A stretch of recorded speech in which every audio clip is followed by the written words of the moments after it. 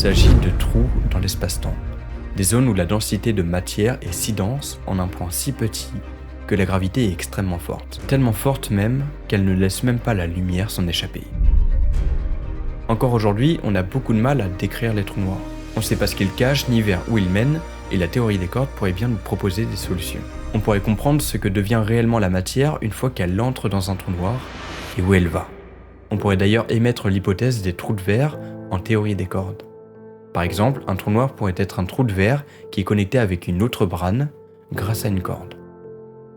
En gros, en entrant dans un trou noir, vous passeriez par une corde qui vous mènerait vers une autre brane, donc un autre univers. Ou alors, peut-être que la corde est reliée avec un autre endroit de l'univers. Cette corde pourrait agir comme un tunnel entre deux endroits. Mais en réalité, pour le moment, ce ne sont que des hypothèses, ils ne sont possibles que mathématiquement. Mais la théorie des cordes pourrait nous permettre de comprendre pas seulement les trous noirs, mais aussi tout notre univers et le Big Bang. Si cette théorie est admise, alors la compréhension qu'on aura de notre univers s'en trouvera bouleversée. On pourra expliquer pourquoi telle particule a telle masse. La réponse serait que sa corde utilise une quantité d'énergie bien définie pour vibrer. Et je vous l'ai dit, plus une énergie utilisée est conséquente, plus la masse est élevée. C'est logique et cohérent avec l'équation E = mc², qui est très bien connue.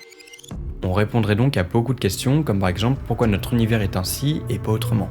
On saurait comment les forces étaient unifiées au départ, à l'instant zéro, et on pourrait même supposer la naissance de l'univers. Puisque pour rappel, on ne sait pas qu'est-ce qui a déclenché le Big Bang. L'hypothèse en réponse à cette question serait que deux branes, donc deux espaces quadridimensionnels différents, seraient entrés en collision.